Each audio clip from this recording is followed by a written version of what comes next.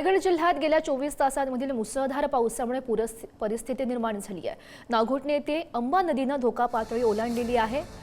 डोलवहाल येथे कुंडलिका नदी इशारा पातळीच्या वर पोहोचली आहे। जिल्ह्यात सरासरी 121.4 मिलीमीटर पावसाची नोंद झाली आहे। प्रशासनानं नदीकाठच्या गावांमधील नागरिकांना सतर्क राहण्याचं आणि गरज पडल्यास तातडीनं सुरक्षित ठिकाणी स्थलांतर करण्याचं आवाहन केलं आहे। आणि बातमी सिंधुदुर्गमधून देवगडमध्ये अणुऊर्जा प्रकल्पाच्या विरोधात जलसमाधी आंदोलन सुरू आहे। राजू शेट्टी यांच्या नेतृत्वाखाली शेतकरी आक्रमक झालेत। आंबा बागायतदारांच्या न्याय मागण्यांसाठी हे आंदोलन सुरू आहे। तारामुंबरी समुद्र किनाऱ्यावर मोठा शेतकरी मेळावा होतोय। आंदोलनाच्या स्थळी सध्या बघितलं तर कडेकोट पोलीस बंदोबस्त तैनात आहे।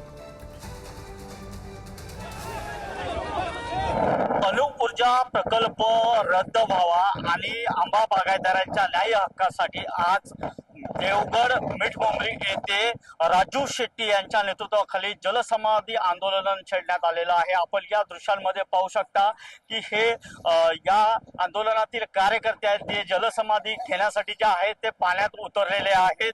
बाजूला जीवरक्षक ही आहेत, तिकडे राजू शेट्टी असतील, त्याचबरोबर माजी खासदार विनायक राऊत असतील, वैभव नाईक असतील, महादेव जानकर असतील, यांना जे आहे ते तिथे पोलिसांनी त्यांना अडवून धरलेलं आहे। मात्र अतिशय बारकाईने अगदी गनिमी काळ्या पद्धतीने हे वेगळ्या दिशेने जे आहे ते कार्यकर्ते जे आहे ते या पाण्यामध्ये जे आहे ते जलसमाधी घेण्यासाठी उतरलेले आहेत। पोलीस प्रशासनाचा चोख बंदोबस्त जो आहे तो इथे आहे। पोलीस या सगळ्या घडामोडींवर लक्ष ठेवण्यात पोलीस त्यांना आव्हान करतायत।